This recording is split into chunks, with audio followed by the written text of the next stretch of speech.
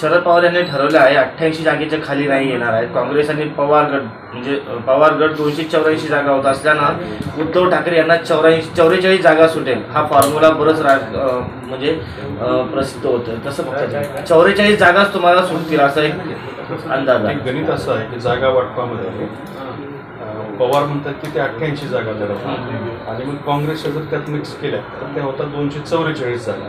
मग शिल्लक होतात 44 जागा. तर मग उद्धव ठाकरे गट लढणार मग 88 म्हणजे 244च्या हिशोबाने जर बघितलं तर 160च्या आसपास काँग्रेस जागा आहे. एकटी काँग्रेस 160. हां, काही बातम्या आहे त्याला काय अर्थ नाही. मुंबईत हाय अलर्ट आहे सध्या आलेला आहे. मंदिरांवरती ज्या बातम्या येत आहेत हल्ला होऊ शकतो अशा पद्धतीच्या. पोलीस सतर्क झालेले आहेत. गस्त देखील मुंबईच्या विविध मंदिरांमध्ये वाढवण्यात आली, जसे की सिद्धिविनायक असेल, मुंबादेवी असेल. नाही, ठीक आहे, हाय अलर्ट असं पोलिसांनी याची काळजी घ्यावी. पण हे झाला वेगळा मुद्दा. संभाजीनगरात राजपूत राजांनी 300 वर्षापूर्वी बांधलेले मंदिर पाडण्याचं सरकारने कोर्टाने आदेश दिलेला आहे.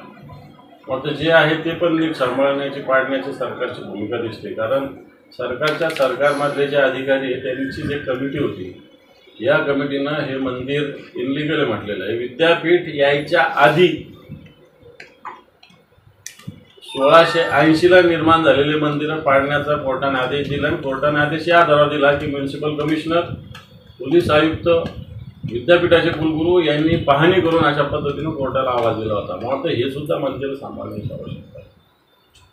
मुख्यमंत्री पद हे फिरते हवे असं राष्ट्रवादी काँग्रेसचे अजित पवारांनी अमित शहाकडे मागणी केलेली आहे. तर मग मुख्यमंत्री पद हे संगीत खुर्चीसारखं थोडक्यात. फिरतेपेक्षा संगीत खुर्ची, आज मी उद्या तू परवा तू, त्याचा तो विचार आहे. अजितदादाचा तो विचार आहे. कारण त्यांची इच्छा अशी पूर्ण होत नाही तर अशी ती पूर्ण व्हावी असं त्यांना वाटत असं.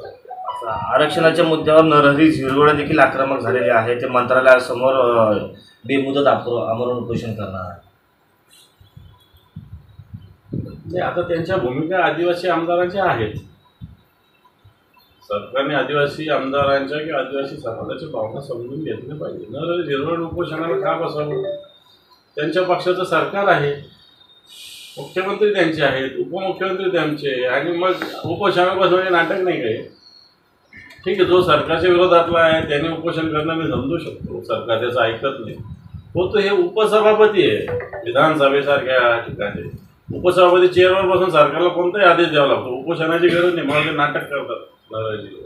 प्रवीण दरेकरांनी एक संजय राऊतांवरती टीका केलेली आहे. आयुष्यभर चमचेगिरी केलेल्या राऊतांना धर्मवीरची पटकथा कशी कळणार? किती शकुनी मामा आले तरी चक्रव्यूह भेदण्याची ताकद फडणवीसामध्ये आहे. पत्राचाळीचा लुटारू राऊत ही पटकथा कशी वाटते असं त्यांनी वाटतं. धर्मवीर मुंबई, ठाण्याहून सुरत, सुरतहून गुवाहाटी, गुवाहाटीहून गोवा, गोवा मुंबई फिरणारे नव्हते. धर्मवीर डायरेक्ट ठाण्याहून मातोश्रीवर जाणारे होते. एवढंच सांगेन मी याच्यावर. धर्मवीरबाबतच आणखी एक प्रश्न आहे. त्यामध्ये एक सीन दाखवण्यात आलेला आहे. त्याने डायलॉग पण आहे की एकनाथ शिंदे दिघीने विचारत आहेत की राज ठाकरे साहेबांसारखा उमदा वारसदार डावलला गेला तेव्हा आवाज का नाही उठवला? शिवसैनिकांच्या मनातला वारसदार का नाही ओळखला? असं शिंदे दिघींना म्हणतात. पण त्यातला मेक अशी आहे की दिघींचं निधन 2001 झालं आहे आणि उद्धव ठाकरेंना कार्याध्यक्ष 2003 करण्यात आले. याचाच अर्थ किती टेकंपाक आहे. ज्या अशी घटना घडलीच नाही ते चित्रपट म्हणून घ्या. ते कपोल कल्पित दिघेंची.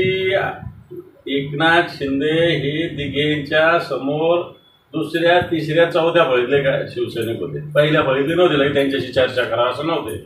दिघे साहेबांनी चर्चा करावी असे एकनाथ शिंदेचं स्थान नव्हतं.